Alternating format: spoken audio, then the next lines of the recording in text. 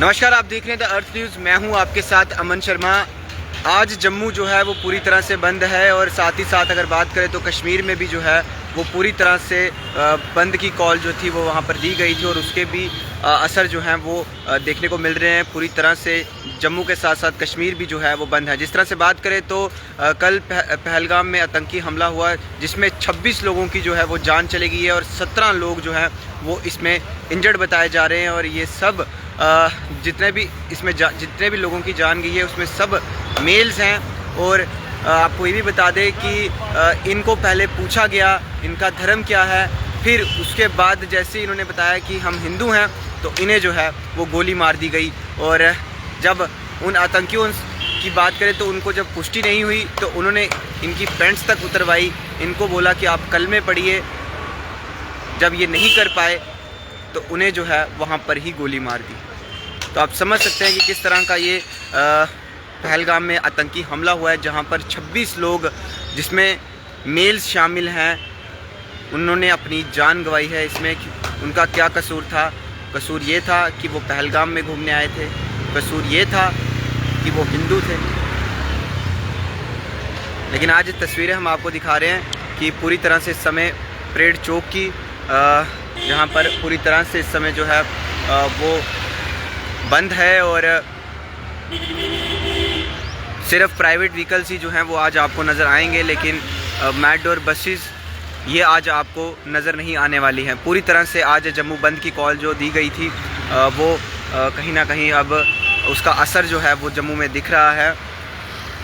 जिस तरह से बात करें तो जम्मू बंद की कॉल जो है वो दी गई थी क्योंकि पहलगाम में जिस तरह से नरसंहार हुआ है, मैं यही शब्द का इस्तेमाल करूंगा, नरसंहार हुआ है। आतंकियों ने धर्म पूछकर जो है वो गोली मारी है और इस तरह की घटना कहीं ना कहीं निंदनीय है कि इस तरह से पहलगाम में होना किसी ने नहीं सोचा था। और जिस तरह से बात करें तो अब जम्मू में जो है वो इसका असर देखने को मिल रहा है, साथ ही साथ कश्मीर में इसका असर देखने को मिल रहा है। बंद की कॉल दी गई है और साथ ही साथ अगर बात करें तो चप्पे चप्पे पर आज सुरक्षा भी जो है वो यहाँ पर बढ़ा दी गई है। सुरक्षा के पुख्ता इंतज़ाम जो हैं वो कश्मीर में भी हैं और जम्मू में भी इस समय सुरक्षा के पुख्ता इंतज़ाम किए गए हैं। जिस तरह से बात करें तो होम मिनिस्टर अमित शाह कल शाम से ही जो हैं वो कश्मीर पहुँच चुके थे और वहाँ पर उन्होंने हाई लेवल मीटिंग्स की हैं और कोशिश यही होगी अब हमारे जवानों की, हमारे सिक्योरिटी फोर्सेस की, कि इन आतंकियों को जो है वो जल्द से जल्द मार गिराया जाए। हालांकि इनकी संख्या जो अभी तक पता चल पाई है 3 से 4 आतंकी हैं जो इन्फिल्ट्रेट हुए थे पहलगाम नाले वाली साइड से, जो अभी तक जानकारी मिल पाई है। और आज जम्मू बंद का असर जो है वो देखने को मिल रहा है। कुछ लोग इस समय हमारे साथ हैं, हम उनसे बातचीत करेंगे।